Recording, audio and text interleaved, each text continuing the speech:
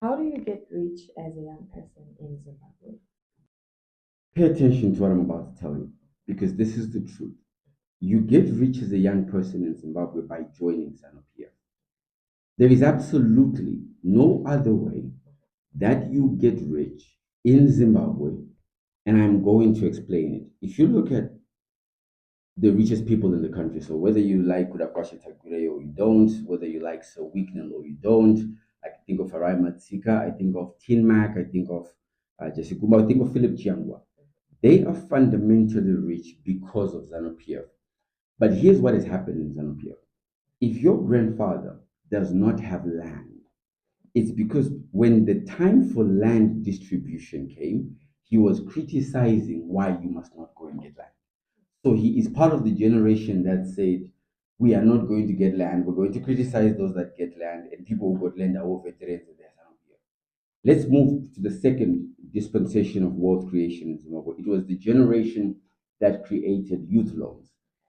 If you were a young person in Zimbabwe during the time of Robert Mugabe and you did not get a youth loan, it's because you were criticizing youth loans, saying youth loans are for ZANU-PF. Me, I joined ZANU-PF, I gave the youth loan.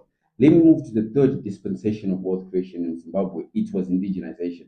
There are Zimbabweans who are now multimillionaires because they understood that the wealth dispensation at the time was indigenization. So they went and they got 51% of foreign companies.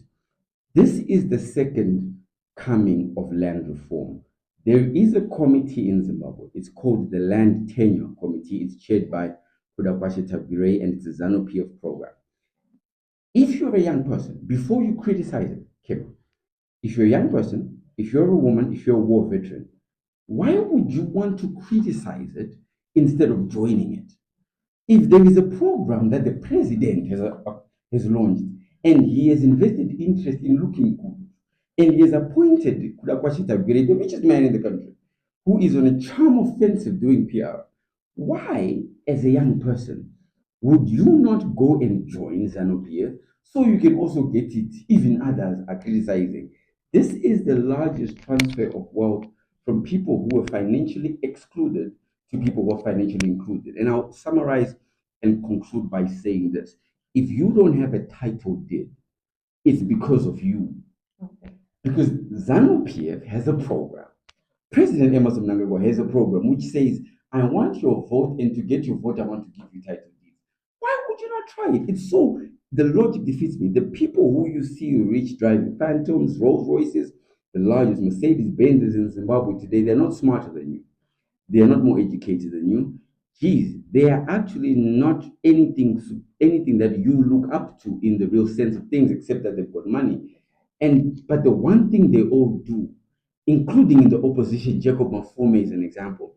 The one thing everybody does who is rich is they go and use ZANU-PF to get rich. So if you want to get rich as a young person, there is no other corridor or door open except to join ZANU-PF. Now you can go back to criticizing ZANU-PF all you want. You can go back to criticizing Emerson Mnangagwa all you want.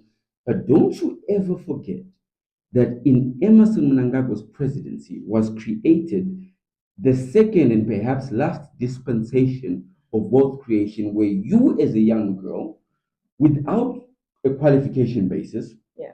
without a gender basis, but on the basis that he needs it more than you can now go and become a title deed owner. The difference between being a title deed owner and not being a title deed owner is the second, Kim, that you are a title deed owner, you access credit. You can go to a bank and borrow against your title deed.